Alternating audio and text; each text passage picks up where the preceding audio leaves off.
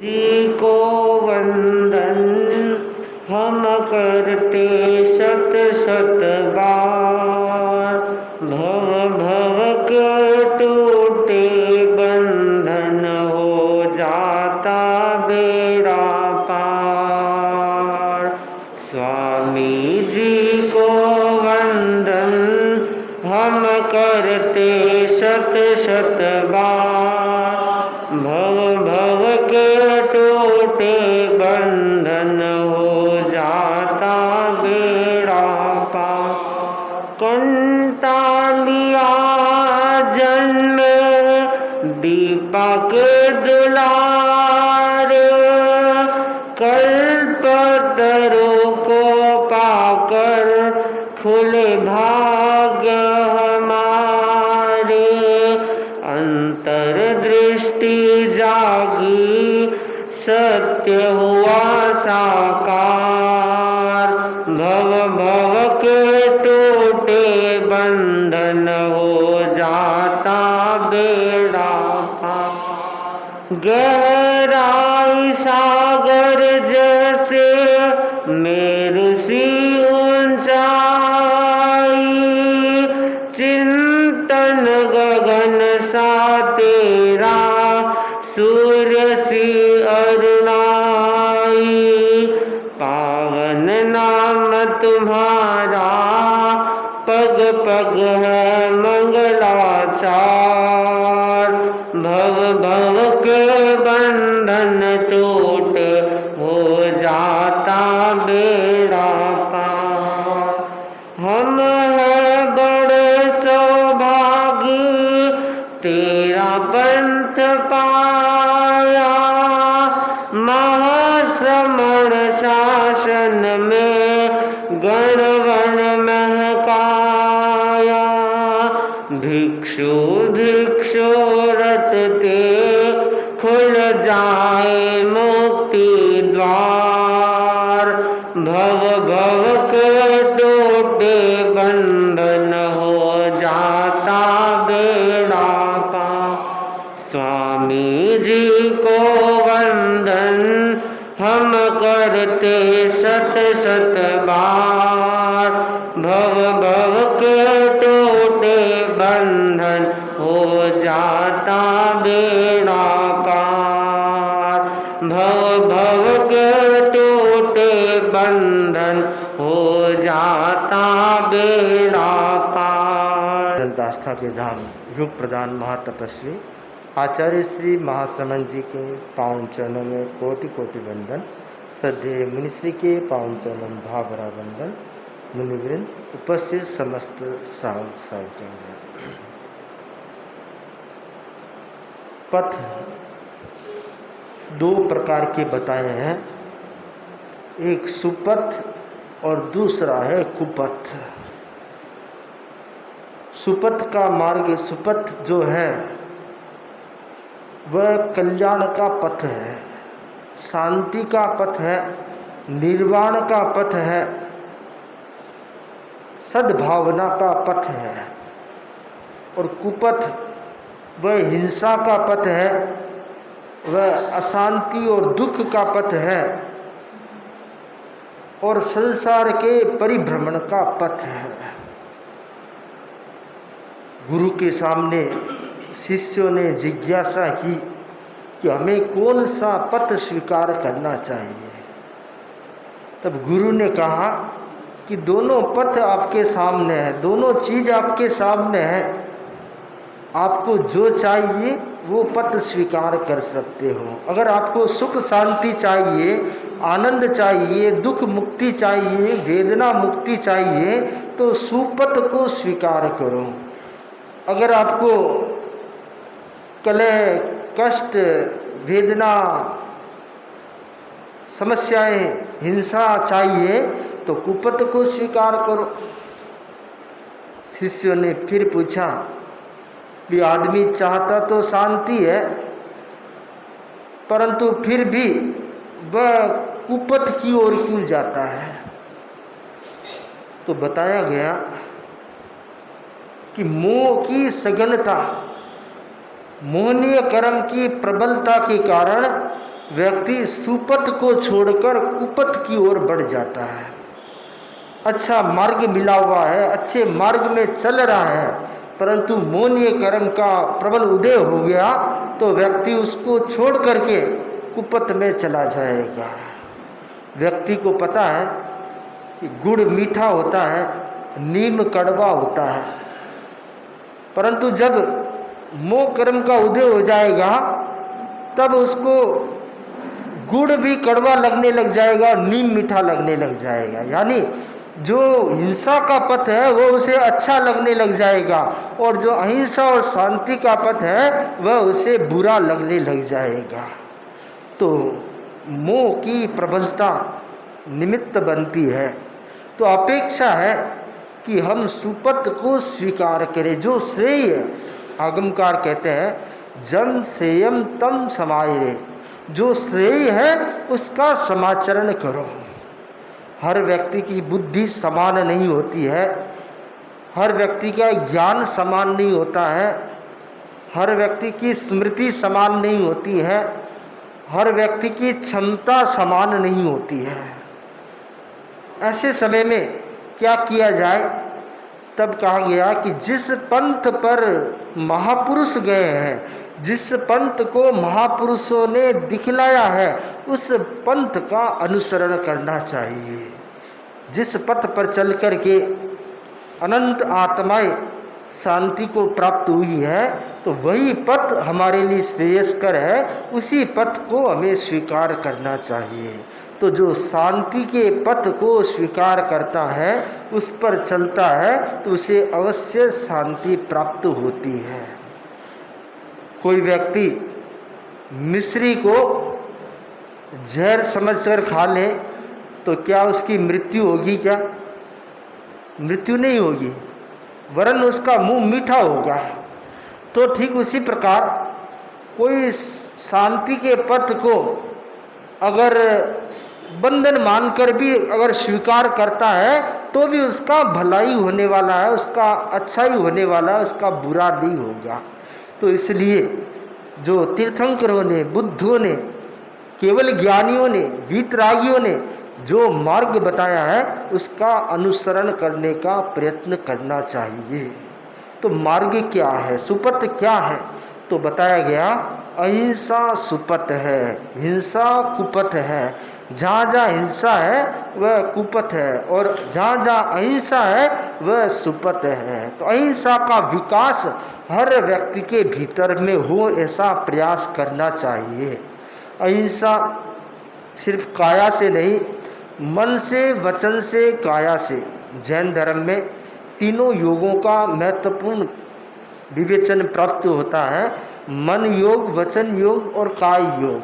तो तीनों से पाप कर्म का बंधन होता है और तीनों ही कर्म क्षय करने में निमित्त बनते हैं।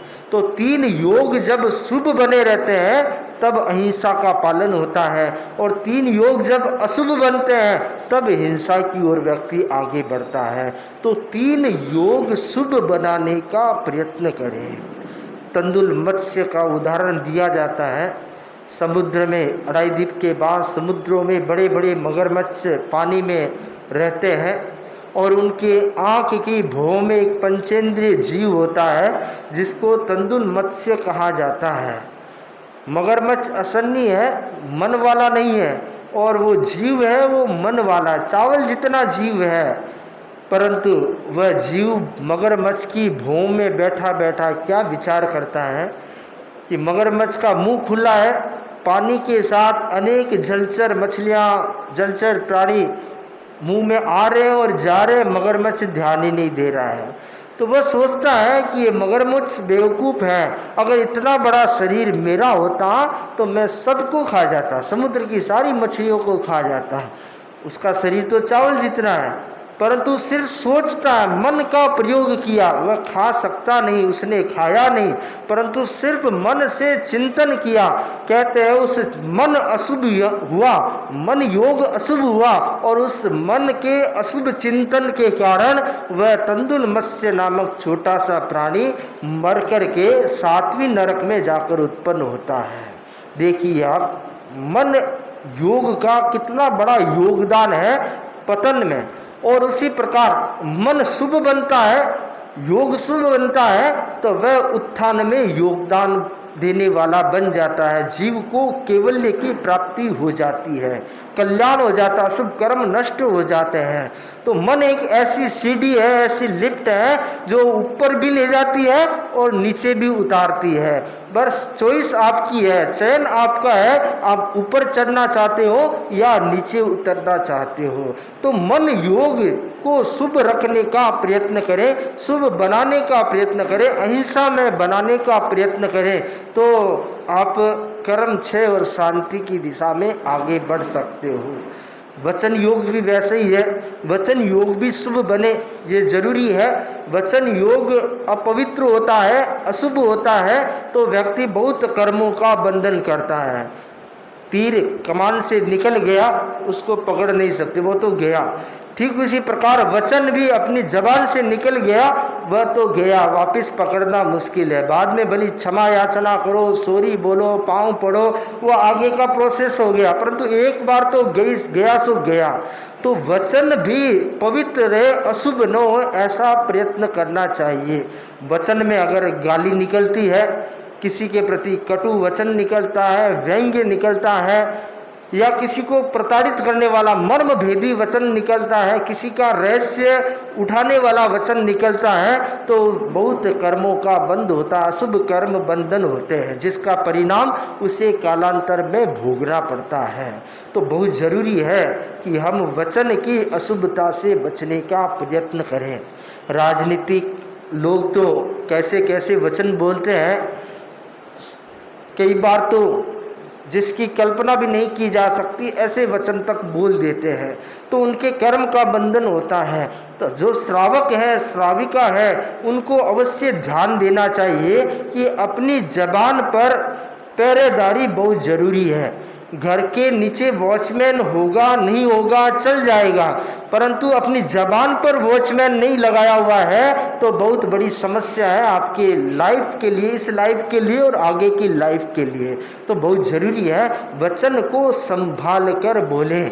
कहा गया है जिह्वा संभली तो जीवन संभला। अगर जीभ संभल गई तो जीवन संभल गया, अगर जीभ बिगड़ गई तो जीवन बिगड़ गया। तो बहुत जरूरी है वचन योग अशुभ ना बने। वचन योग अशुभ बनने का मतलब है आप कुपथ में जा रहे हैं, सुपथ में जाना है, तो वचन योग को शुभ बने रहने देना चाहिए। हर दिन विचार करना चाहिए रात को सोने से पहले कि आज मैंने कोई ऐसा कठोर वचन, ऐसा कटु वचन या ऐसा वचन तो नहीं बोला जिसके कारण किसी को तकलीफ हुई हो, किसी का अहित हुआ हो, ऐसा वचन तो नहीं बोला है। अगर बोला है तो जिसके प्रति बोला है, जिसको बोला है, उससे क्षमा याचना करनी चाहिए, खमत खामना करना चाहिए और प्रायश्चित करना चाहिए। प्रायश्चित से धुलाई हो जाती है। आप कपड़े धोते हैं, वॉशिंग मशीन में डालते हैं, कपड़े साफ हो जाते हैं, कपड़ों की धुलाई करने से कपड़े साफ होते हैं। तो ठीक उसी प्रकार प्रायश्चित करने से अपने जो पाप लगते हैं, दोष लगते हैं, उनकी धुलाई हो जाती है, वो दाग, दोष के दाग दूर हो जाते हैं। तो बहुत जरूरी है वचन योग शुभ बना रहे। तीसरा है काय योग। काय योग भी अपवित्र न हो, किसी के प्रति काया से कुचेष्टा न हो। यह काय की अपवित्रता भी बहुत कर्मों का बंधन करती है। तो काया से भी हिंसा न हो, किसी के प्रति काया से कोई इस प्रकार का भाव प्रकट न हो जो व्यक्ति को कुपथ में ले जाने वाला हो। तो सुपथ जो है वह अहिंसा है। तो अहिंसा का जितना प्रयत्न होगा व्यक्ति उतना ही शांति और निर्वाण की ओर आगे बढ़ेगा, और जितना वह हिंसा की ओर बढ़ेगा उतना ही वह अशांति और दुख की ओर आगे बढ़ेगा। तो सुपथ में प्रयाण करने का प्रयत्न करें, सुपथ की ओर आगे बढ़ने का प्रयत्न करें, सुपथ को स्वीकार करने का प्रयत्न करें, सुपथ को जाने समझें समझाने का प्रयत्न करें और सुपथ पर चलने का प्रयत्न करें, जिससे हमारा ये मनुष्य जीवन सार्थक और सफल हो सके। इन्हीं मंगल भावनाओं के साथ ओम आरंभ। अहिंसा के अवतार भगवान महावीर स्वामी के चरणों में कोटि से वंदन। योग प्रदान आचार्य श्री महासमुद्र के श्री चरणों में कोटि से वंदन। मुनिवृंद, उपास्थित धार्मिक प्रेमी भाई और बहनों, भगवान महावीर की वाणी है, मानुषं खलु सुदुर्लभ। मनुष्य जीवन दुर्लभ है। इस सृष्टि में अनंता प्राणी हैं। उनमें एक विशिष्ट प्राणी है मनुष्य। मनुष्य एक ऐसा प्राणी है जो अपनी आत्मा का उत्थान कर सकता है, आत्मा का कल्याण कर सकता है, जन्म मरण की परंपरा से मुक्त हो सकता है। सब मनुष्य मोक्ष को प्राप्त नहीं होते हैं। जीव दो प्रकार के बताए हैं, एक भवी एक अभवी। सिद्ध संसारी भी कहते अलग अलग रूपों में। जो भवी जीव है, जिसमें मोक्ष जाने की योग्यता है, वे जीव मोक्ष को प्राप्त होते हैं। कुछ भवी ऐसे भी होते हैं जो अभवी के साथी होते हैं, जिनके कारण वे भी मोक्ष नहीं जाते हैं। और अभवी 3 काल में ही मोक्ष में नहीं जाएंगे। भवी कभी अभवी नहीं होता है और अभवी कभी भवी नहीं होता है। तो मनुष्य 2 प्रकार का हो गया, भवी और अभवी। जीव 2 प्रकार के कहते, भवी और अभवी। उनमें एक मनुष्य आता है, और मनुष्य भी कर्मों का पूर्ण रूप से क्षय नहीं कर पाता है। कुछ उसकी परिस्थितियां होती है, साधु बन नहीं सकता है, तो वो श्रावक धर्म की आराधना करता है। तो भगवान महावीर ने 2 प्रकार का जो धर्म बताया, आगार धर्म, अनगार धर्म, साधु का धर्म और श्रावक का धर्म। साधु के 5 महाव्रत होते हैं और श्रावक के 12 व्रत होते हैं। कुछ व्यक्ति ऐसे भी होते हैं जिनके 12 व्रत नहीं होते हैं, व्रती नहीं होते हैं, मिथ्यात्वी भी होते हैं, सम्यक दृष्टि भी होते हैं, और कुछ व्रती भी होते हैं और कुछ महाव्रती भी होते हैं। लेकिन जो श्रावक मनुष्य है,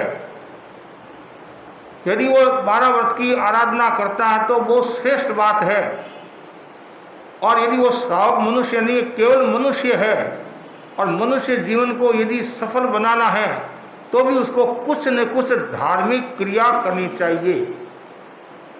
लेकिन श्रावक एक विशिष्ट होता है, एक विलक्षण होता है, और मनुष्यों की अपेक्षा श्रावक का व्यवहार एक अलग होता है। तो श्रावक बन गया, और श्रावक जीवन को सफल बनाने के लिए कुछ न कुछ क्रिया करनी चाहिए, धर्म क्रिया करनी चाहिए। उनमें पहला बताया गया है, श्रावक का दैनिक कर्तव्य क्या होता है।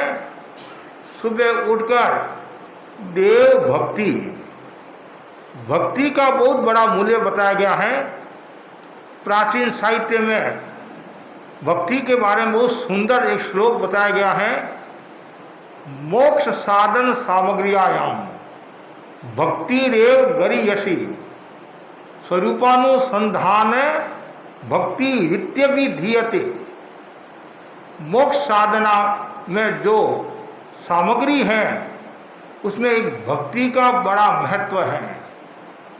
सबसे बड़ी भक्ति है अपने स्वरूप की खोज करना, अपने स्वरूप का अनुसंधान करना। बहुत बड़ी बात है स्व का अनुसंधान करना, स्व को पहचानना। ये तो हर कोई व्यक्ति कर नहीं सकता है। जो हलुकर्मी है, पाप भीरु है, आत्मार्थी है, जो जन्म मरण से मुक्त होना चाहता है, वही अपने स्वरूप का अनुसंधान करता है, अपने स्वरूप की पहचान करता है। लेकिन कुछ लोग ऐसे होते हैं जो गुरु के प्रति भी भक्ति रखते हैं और देव के प्रति भी भक्ति रखते हैं। तो यहाँ बताया गया है भक्ति का जो अर्थ है वो बहुमान। भक्ति का एक अर्थ होता है बहुमान करना, बड़ों के प्रति बहुमान। ऐसे बहुमान विनय के अर्थ में भी आता है, विनय का अर्थ भी बहुमान आता है, लेकिन भक्ति का एक अर्थ है बहुमान करना, देव के प्रति बहुमान करना, देव की भक्ति करना। श्रावक का पहला कर्तव्य है देव भक्ति।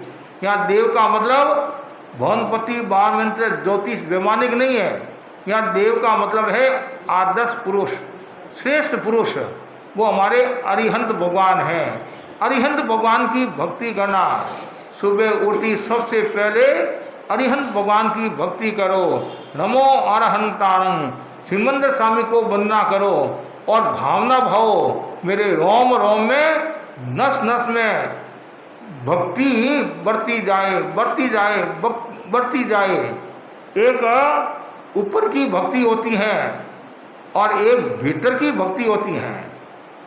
एक मछली की तरह भक्ति होती है, मछली की तरह भक्ति होती है। मछली की तरह भक्ति का बहुत बड़ा मूल्य होता है। मछली पानी में रहती हैं और यदि उसको बाहर निकाल देते तो वो तड़पने लग जाती हैं, तो वापिस को पानी में डाले तब जाकर उसको शांति होती है। तो ऐसी भक्ति होनी चाहिए, तड़पना, मतलब हर समय उसके मन में भक्ति भक्ति भक्ति, देव देव होना चाहिए। तो भक्ति कैसी होनी चाहिए? मछली की तरह भक्ति होनी चाहिए। मछली की तरह भक्ति होती है, उसका विशेष मूल्य होता है। तो आपके मन में भी ये भावना रहे कि मैं हर समय अरिहंत की भक्ति करूं, अरिहंत की भक्ति। और जितनी ज़्यादा अरिहंत की भक्ति, शिव की भक्ति करोगे उतना ही आपका मूल्य बढ़ेगा। नमस्कार महामंत्र में 5 पद है, उनमें प्रथम जो 2 पद है वे देव पद से संबंध रखने वाले हैं और अंतिम जो 3 पद है वो गुरु से संबंध रखने वाले हैं, देव पद और गुरु पद। तो यहाँ देव का मतलब आदर्श पुरुष। अरिहंत 4 कर्मों का क्षय किया है और सिद्ध ने 8वें कर्मों का क्षय किया है। और अरिहंत भी इस भव में ही मोक्ष में पधार जाएंगे। भरत और ऐरावत क्षेत्र में हर समय अरिहंत नहीं रहते हैं, एक काल सापेक्ष। अवसर्पणी काल के 3रे 4थे आर्य में और उस सर्पणी काल के 3रे 4थे आर्य में तीर्थंकर भगवान विद्यमान रहते हैं। महावीर क्षेत्र में हर समय तीर्थंकर भगवान मौजूद रहते हैं। यदि भाग्यशाली हैं तो तीर्थंकरों की सन्निधि में रहते हैं और उनकी भक्ति करते हैं, उनका बहुमान करते हैं और कर्म निर्जरा करते हैं। जो व्यक्ति सच्चे मन से भक्ति करता है, निष्काम भाव से भक्ति करता है, शुद्ध साधुओं की भक्ति करता है, अब पूर्ण निर्जरा होती है, कर्म क्षय होते हैं और तीर्थंकर नाम गोत्र का भी वह बंधन कर सकता है। भक्ति में बहुत बड़ी शक्ति होती है और भक्ति में शक्ति है तो फिर आप आगे बढ़ सकते हैं। तो ये श्रावक का दैनिक जो कार्य होता है उनमें पहला जो कार्य सुबह उठी भक्ति करना, देव पूजा। यहाँ पूजा का अर्थ है भक्ति करना, अर्थात ऐसे पूजा 2 प्रकार की होती है, एक द्रव्य पूजा, एक भाव पूजा। हमारे जैन श्वेतांबर तेरापंथी की जो परंपरा है वो भाव पूजा की परंपरा है। हम द्रव्य पूजा को स्वीकार नहीं करते हैं, स्वीकार नहीं करते। क्यों नहीं स्वीकार करते हैं? द्रव्य पूजा फल फूल चढ़ाने से जीवों की हिंसा होती है, विराधना होती है, उनको तकलीफ होती है। लेकिन हम भाव पूजा को स्वीकार करते हैं। द्रव्य पूजा, ये द्रव्य पूजा मतलब वो उसको हम स्वीकार नहीं करते हैं। हम भाव पूजा, गुणोत्कीर्तन, भाव पूजा, जैसे कोई आप मंदिर में गए या और कहीं जैसे सिरियारी गए, सरदार शहर गए, गंगा शहर गए या केलवा गए, कहीं भी तीर्थ स्थल पर गए, वहाँ जाकर भाव पूजा मतलब वहाँ जाकर आचार्यों की, तीर्थंकरों की माला फेरना। और गीत आता है तो गीत का श्रृंगार करो।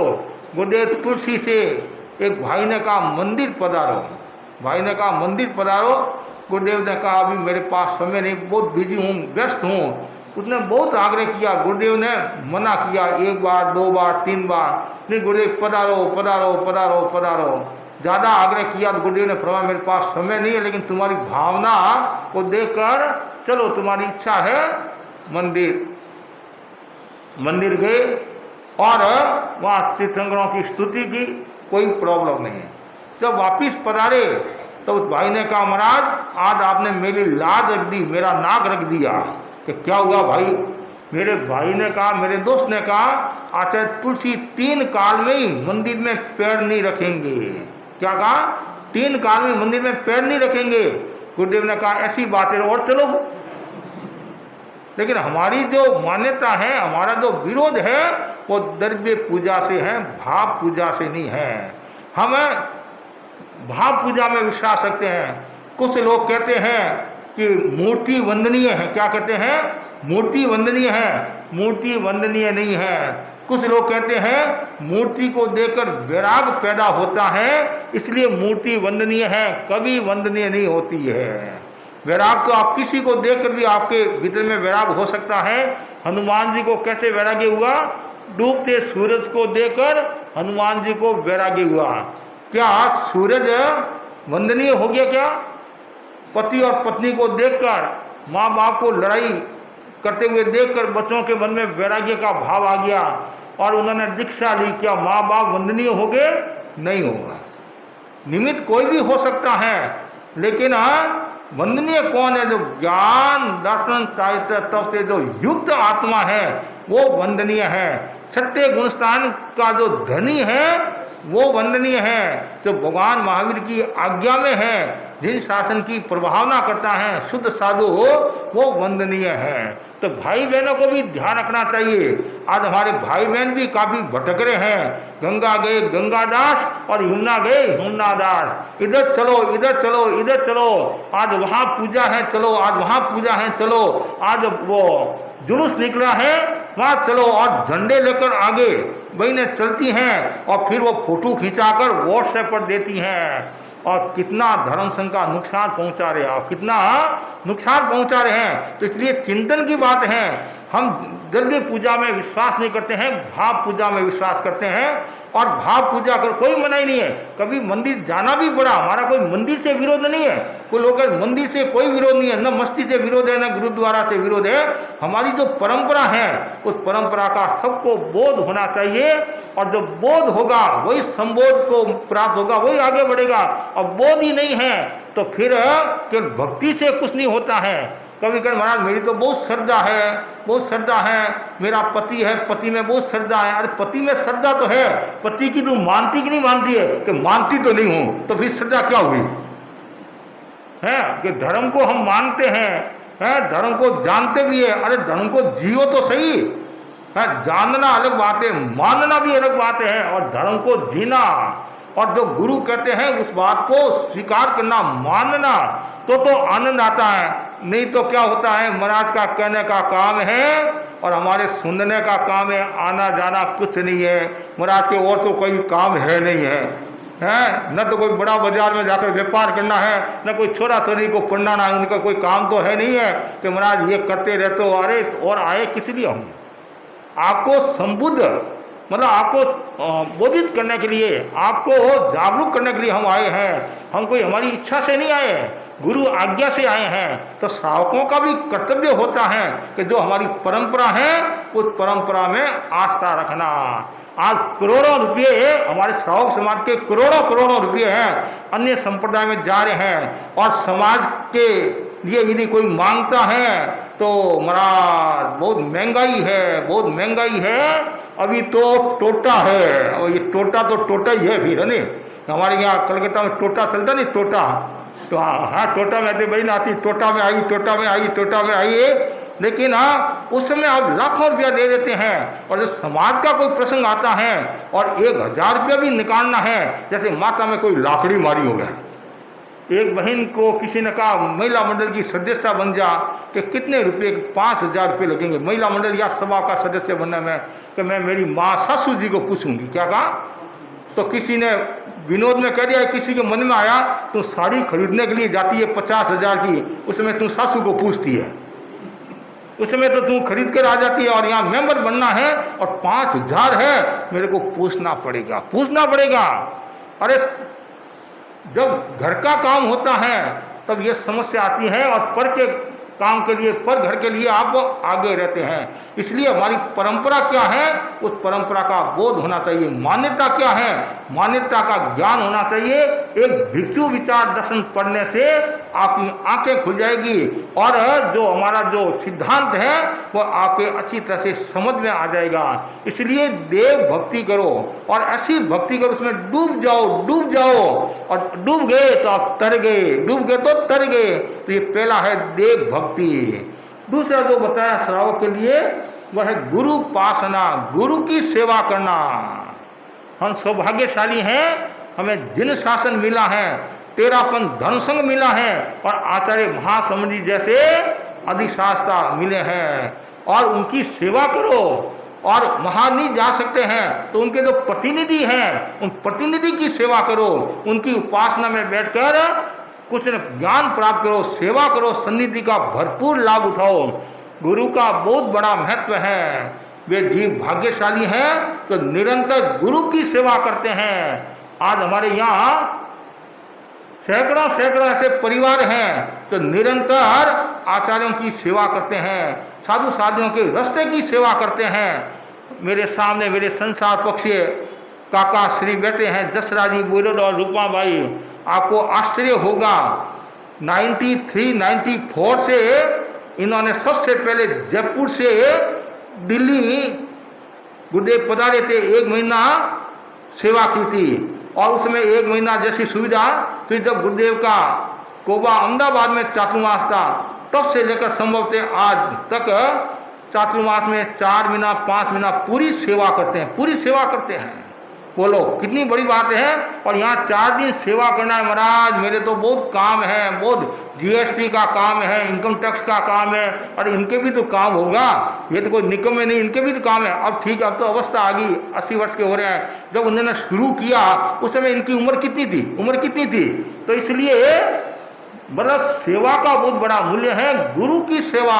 और जो गुरु की सेवा करता है, सच्चे मन से सेवा करता है तो गुरु भी आशीर्वाद देते हैं और गुरु की नजरों में जो रहता है वो निहाल हो जाता है। फकीरों की निगाहों में जो तासीर होती है और निगाहें मेर की हो जाए तो खाक भी अक्षीर होती है, नजर पड़े तो निहाल। आपको आश्चर्य होगा, गुरुदेव ने इनको बख्शिश दी है। क्या बख्शिश दी है? जहाँ गुरुदेव विराजते हैं जैसे पास में वो बैठ सकते हैं, कोई मना ही नहीं है। चाहे कितनी गोष्ठियाँ हो, बड़ी गोष्ठियाँ हो, साधु संतों को मना कर देते गुरुदेव, इनको मना नहीं करते। क्यों? गुरु को विश्वास है ये पक्का श्रावक है। तो ये बहुत बड़ी बात है। जो सच्चे मन से सेवा करता है तो उनका गुरु भी मूल्य करते हैं। तो इसलिए हमेशा गुरु की सेवा करो। जितनी ज़्यादा गुरु की सेवा करोगे उतना ही आपको आनंद आएगा। और दूसरे जो हमारे संसार पक्षी भवरलाल जी, जो मेरे भोड़ो जी है संसार पक्षी है, और मेरे कुछ वर्ष पहले संसार पक्षी बुआ का स्वर्गवास हो गया, उनके मन में भी सेवा का बहुत भावना इतनी रहती कि मेरे संसार पक्षी भतीज महाराज की सेवा करूं। तो ये नेतिलों की तो सेवा करते हैं, बिन नेतिला जो आचार्यों की, साधु संतों की सेवा करते हैं तो उनका बहुत बड़ा मूल्य होता है। तो गुरु की सेवा करो और जितनी ज़्यादा गुरु की सेवा करोगे उतना ही आपका मूल्य बढ़ेगा और श्रावक का श्रावकपन पुष्ट होगा। उसको और कुछ नजर नहीं आएगा, केवल गुरु गुरु गुरु क्या कहते हैं। बस कुछ ऐसे लोग होते हैं, बस गुरु ने जो कह दिया बस वही सही है। और जिसके जीवन में गुरु नहीं उनका जीवन शुरू नहीं, जिसके जीवन में गुरु नहीं है उनका जीवन शुरू नहीं है।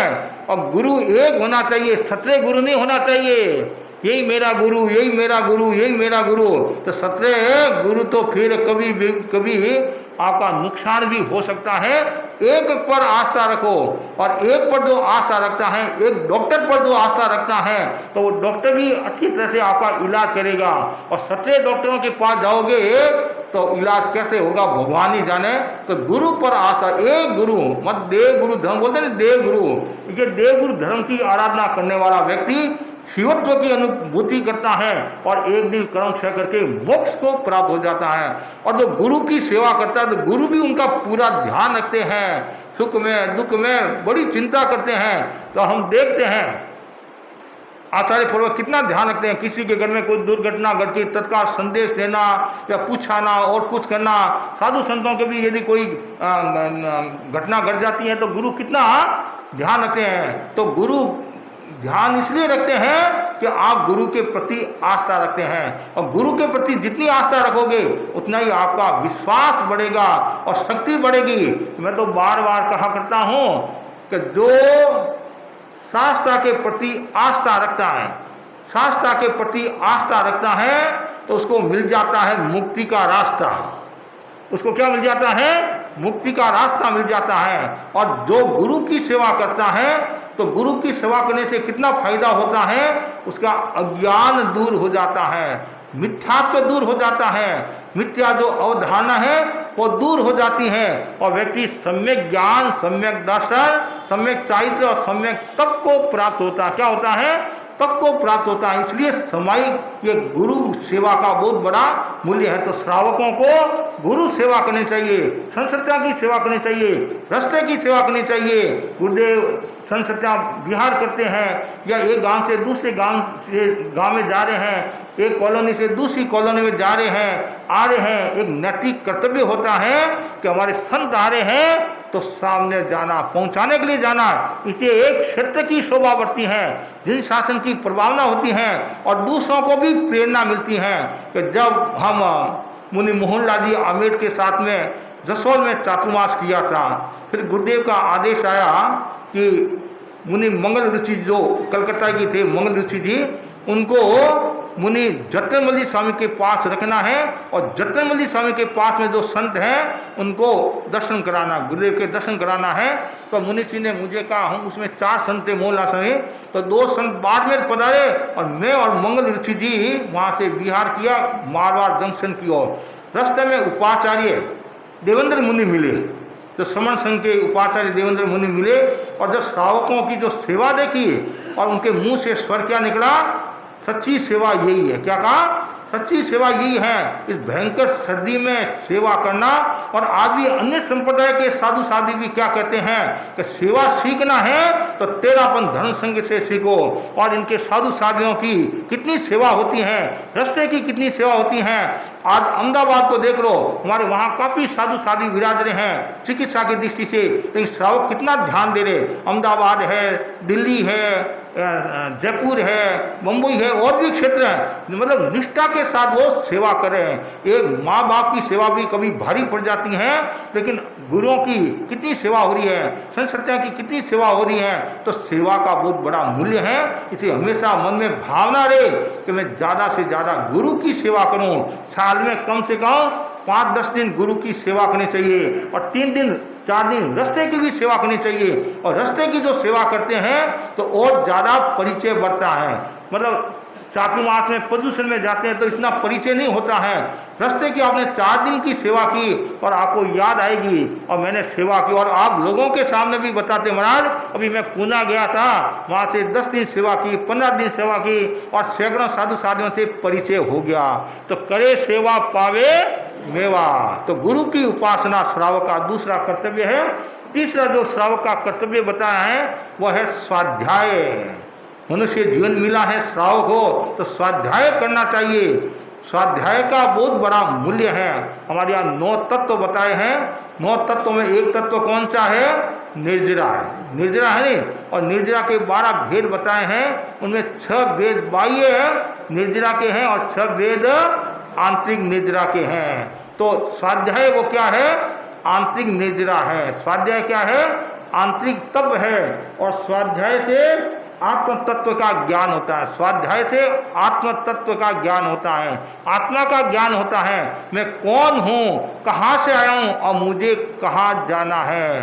तो इसलिए स्वाध्याय, जितना ज़्यादा स्वाध्याय होगा उतना ही आपका ज्ञान परिपुष्ट होगा। इसलिए भगवान ने कहा है, नारायण जाने भावे। जीव ज्ञान से पदार्थों को जानता है, और अभ्यास करना चाहिए। जितना ज़्यादा अभ्यास करोगे, जितना ज़्यादा स्वाध्याय करोगे, उतना ही आपका ज्ञान बढ़ेगा और चर्चा में भी आनंद आएगा और प्रवचन सुनने में भी आनंद आएगा और कोई लेख आदि लिखना है तो उसमें भी आपको आनंद आएगा। क्यों? आपके पास में ज्ञान है और ज्ञान का बहुत बड़ा मूल्य है। स्वाध्याय का बहुत बड़ा मूल्य है। स्वाध्याय क्या है? रसायन है। स्वाध्याय क्या है? औषधि है।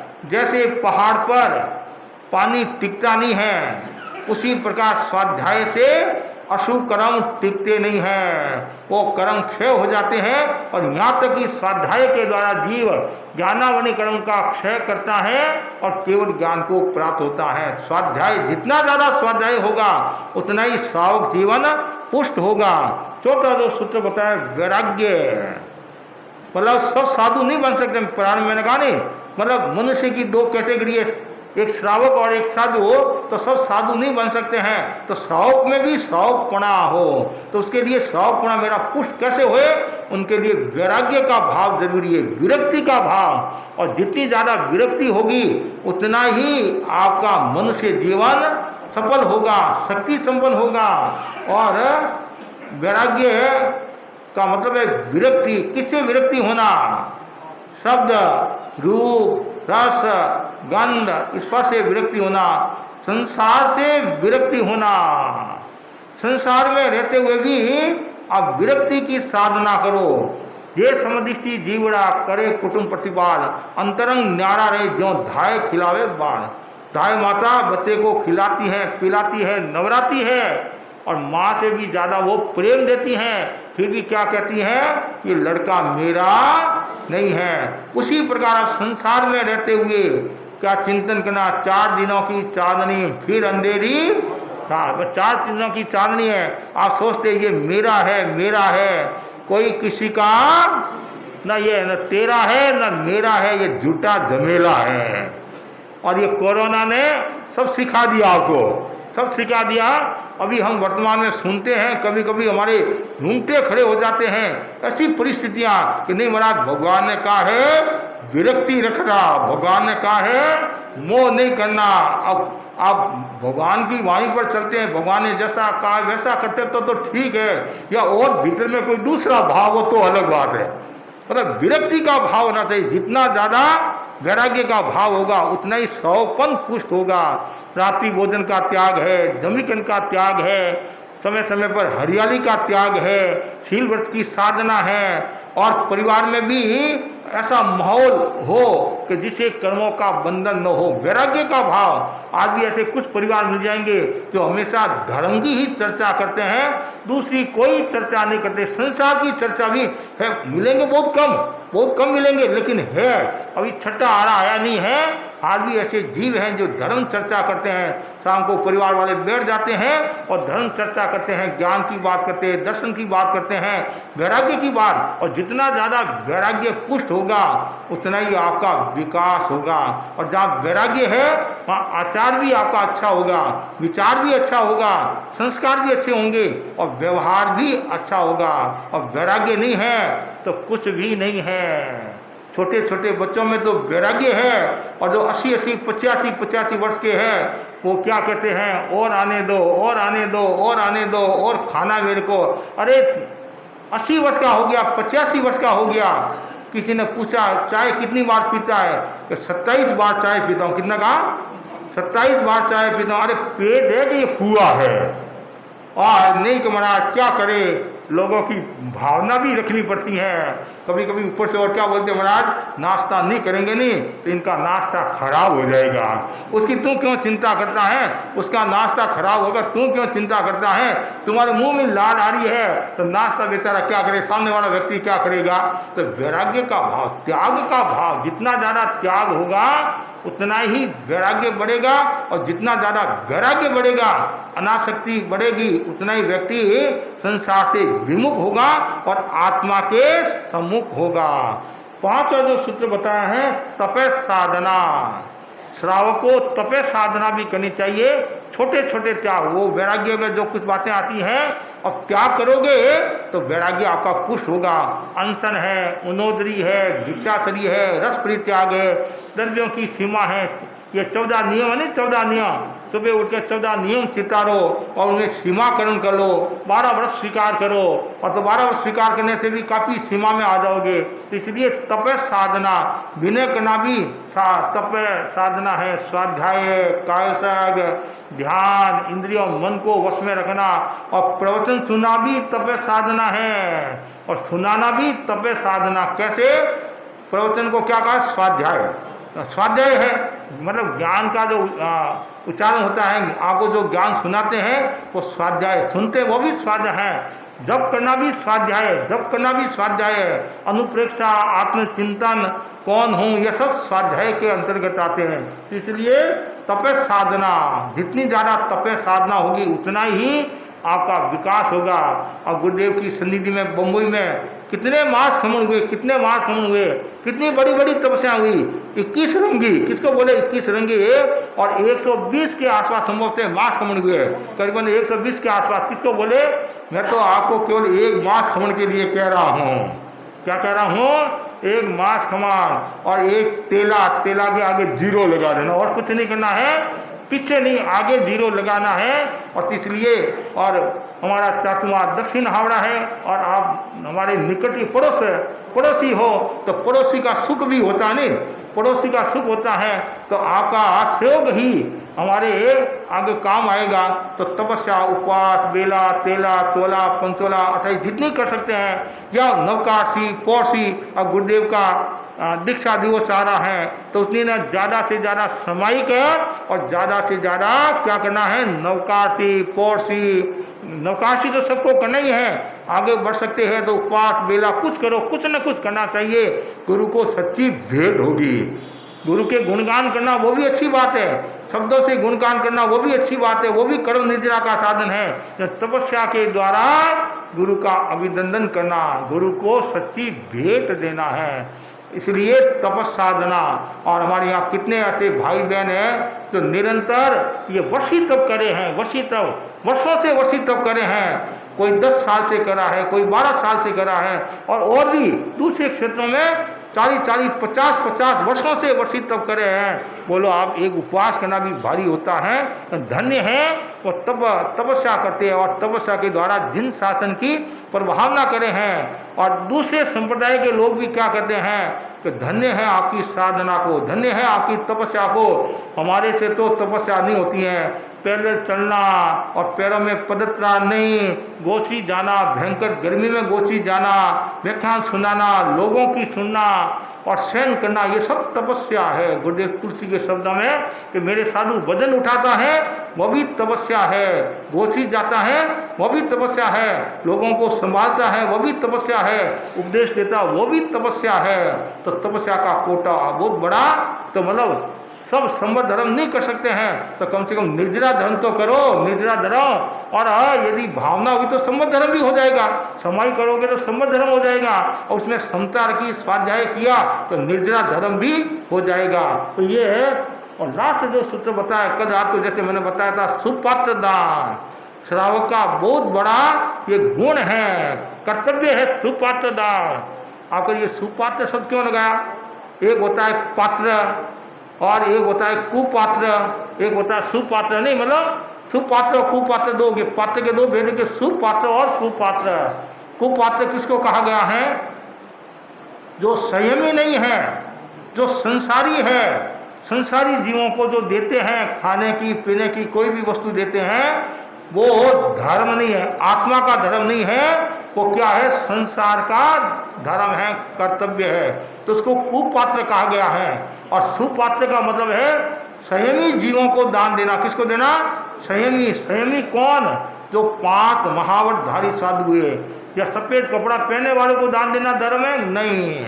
जो 5 महाव्रती है, शुद्ध साधुपन पालते हैं, भगवान की आज्ञा में है, ऐसे साधुओं को दान देना सुपात्र दान है। और सुपात्र दान के कारण जीव उच्चता को प्राप्त होता है, महानता को प्राप्त होता है और शुद्धता को प्राप्त होता है। राजा शंख का उदाहरण आपके सामने है, और सुबाहु कुमार का उदाहरण आपके सामने है, और संगम का उदाहरण आपके सामने है, और श्रेयांश कुमार का उदाहरण आपके सामने है।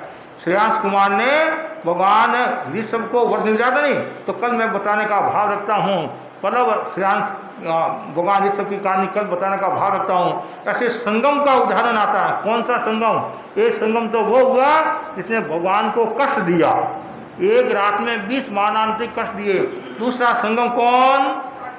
हाँ, शादी भद्र, बाद में जो शालीभद्र बने नहीं, शालीभद्र, मतलब दान का कितना बड़ा मूल्य है और दान के कारण मनुष्य गति को प्राप्त किया और उसमें भी कितनी उच्चता को प्राप्त हुए वो, मतलब कितना उसके पास धन धान्य, मतलब तो दान का बहुत बड़ा मूल्य है। लेकिन दान देने के बाद में पश्चाताप भी नहीं करना। किसने पश्चाताप किया था? किसने पश्चाताप किया था? अमोन। दान देने के बाद में ममन सेठ ने पश्चाताप किया था। ममन सेठ का पूर्व भव, ममन सेठ का पूर्व भव है, उसने दान तो दे दिया, लाडू बेरा दिए, और जब लाडू के कण खाए नहीं, पीछे कण जो खाए, बूंदे जो बूंदिया पीछे जो थे खाए, और उसके मन में आया, अरे मैंने तो बहुत बड़ी गलती कर दी, एक लाडू में रख देता। और इतना पश्चाताप किया, इतना पश्चाताप किया, कहते हैं बंधन हो गया। क्या हो गया? कर्मों का बंधन हो गया। और उसके मन में मुझे तो वो लाडू खाना ही है। क्या खाना है? लाडू खाना ही है। वो लाडू आए कहाँ से? वो केसरिया मोदक था। कौन सा? केसरिया मोदक। और ये कोई प्रसंगवश ही वो ऐसे बनते हैं संभवतः, तो अब तो और मिलने वाला नहीं था। अब मेरे पास तो रहे नहीं है, महाराज की पात्री में है। क्या है? महाराज की पात्री में है, तो महाराज की पात्री में से लेकर मैं खा लूँगा। लेकिन अब कैसे मिले? साधु तो मैं बन नहीं सकता हूँ। और वो पीछे पीछे गया। महाराज ने पात्र रखे थे, और महाराज कायसर कह रहे थे ये इसने इधर उधर देखा, कोई देखने वाला नहीं है, और एक लाडू निकाल उसने खा लिया। वो आगे की बात है, खा लिया, लेकिन उसने मतलब पश्चाताप किया, अरे मैंने महाराज को इतना दे दिया, मैं क्या खाऊंगा, ये वो, उसके कारण उनके कर्मों का बंधन। वो दान के कारण तो मनुष्य गति को प्राप्त हुआ, मतलब ममन सेठ बना, उसके पास में धन धान्य भी खूब था, लेकिन उसके वो अंतराय आ गई। क्यों? या उसके अंतराय कर्म का बंधन हो गया। इसलिए कभी भी दान देने के बाद में पश्चाताप नहीं करना। यदि आप थोड़ा देना चाहते हैं, घर की स्थिति, तो विवेक के साथ दान दो, अब देने के बाद में फिर पश्चाताप नहीं करना। उस समय तो ये भावना भाव, आज तो मेरा सौभाग्य है, मुझे उन्नोदरी का मौका मिला, और परिवार के सदस्यों को हम तो रोजाना ही खाते हैं, आज उन्नोदरी का मौका मिला। तो दान का, सुपात्र दान का बहुत बड़ा मूल्य है। तो बस मैं इतना ही आपको कहना चाहता हूँ, क्या जितने भी जो भाई बहन बैठे हैं, वे सब, पहली बात तो मैंने क्या कहा, सब साधु बने। साधु नहीं बन सकते हैं तो फिर श्रावक धर्म की आराधना। क्यों? भवी अभवी 2 प्रकार के जीव हैं, तो अभवी तो मोक्ष जाते नहीं हैं, और कुछ भवी भी अभवी के साथी होते हैं, कुछ भवी होते हैं, हलुकर्मी होते हैं, थोड़ा त्याग भी करते हैं, साधु नहीं बन सकते हैं, लेकिन वो श्रावकपन की आराधना करते हैं। तो श्रावकपन की आराधना करते हैं, तो श्रावकपन को अच्छा बनाने के लिए एक श्रावक का दैनिक कर्तव्य क्या होता है? ये दैनिक कर्तव्य के सूत्र हैं। सुबह उठी देव पूजा, क्या करना? देव पूजा। उसके बाद में गुरु उपासना करना, फिर स्वाध्याय करना, फिर वैराग्य का भाव, मतलब खाने में आसक्ति नहीं रखना, बोलने में आसक्ति नहीं रखना, पहनने में आसक्ति नहीं रखना, ये साड़ी पहनूं, ये पैंट पहनूं, ये खाऊं, वो खाऊं। ये बिननी आज भिंडी का साग बनाना है, और उसमें भी मिर्च मसाले इतना डालना है जैसे मेरे को आनंद आ जाए। जो भी खाओ वो ज्ञाता दृष्टा भाव के साथ, अनासक्ति के साथ। और जो व्यक्ति अनासक्ति के साथ खाता है, चाहे मिर्ची है या नहीं, नमक है या नहीं, ज़्यादा है कम है, और समता के साथ, वैराग्य के साथ, विरक्ति के साथ, अनासक्ति के साथ खाना चाहिए। और कोई कपड़ा भी पहना आपने, चाहे लाख की साड़ी है, 50,000 का शर्ट है, तो भी समता, मतलब वैराग्य का भाव। इसका मतलब ये नहीं है कि भाई सामान्य कपड़ा पहनता है उसके भीतर में वैराग्य ज़्यादा होता है ना, और महंगा कपड़ा पहनता है उसके भीतर में वैराग्य का भाव कम होता है, ये नहीं है। मूल है विचारों के साथ जुड़ा हुआ है। आपके विचार कैसे हैं, आपकी भावना कैसी है, लेकिन हमारे भीतर में वो भावना वैराग्य की बनी रहे। और उसके बाद तपस्या साधना, छोटे छोटे त्याग करते जाओ और सुपथ दान की साधना करते रहो। ये मनुष्य जीवन मिला है, तो मैंने प्रारंभ में कहा था मनुष्य जीवन दुर्लभ है और अनंता अनंता प्राणी है, उसमें एक मनुष्य भी प्राणी है। तो सब जीव मोक्ष में नहीं जा सकते हैं और सब जीव साधु नहीं बन सकते हैं और सब जीव श्रावक भी नहीं बन सकते हैं। कुछ जीव श्रावक बन सकते हैं, श्रावक बन गए तो श्रावकपन की साधना के लिए और श्रावकपन और कैसे पुष्ट हुए उसके लिए इन सूत्रों की आराधना करनी चाहिए। इसी आशा के साथ ओम आरहम। साथ में हमारे गुंजन भी आने। हाँ, का नाम गुंजन नाम है, क्या नाम है? मैं बताना चाहता हूँ जो शायद आप सबको मालूम है या नहीं है।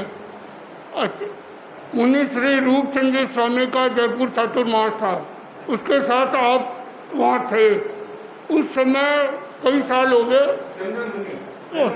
रूपचंद स्वामी और चंदन मुनि दोनों वहाँ विराजित थे। आप भी वहाँ विराजित थे, उनके साथ ही थे। उस समय उनको कोई कर्मों का योग ऐसा था, वो संघ से विसर्जन कर दिया, वो निकल गए। आपको भी कहा कि आप हमारे साथ चलो। सब संत चले गए मगर अकेले ये संत रहे कि मैं तो तेरा बन धर्म संघ में दीक्षित हुआ हूँ और मैं रहूँगा। कि तुम अकेले कैसे रहोगे, जो कि गुरुदेव मेरे को जो भी आज्ञा देंगे वहाँ मैं रह जाऊँगा। फिर वहाँ दूसरे संत थे, उनके पास आप साथ चले। उसके एक हफ्ते पहले तो हम आपकी सेवा करके गए हैं और घर जाने के बाद समाचार मिला करे ये अचानक क्या हो गया।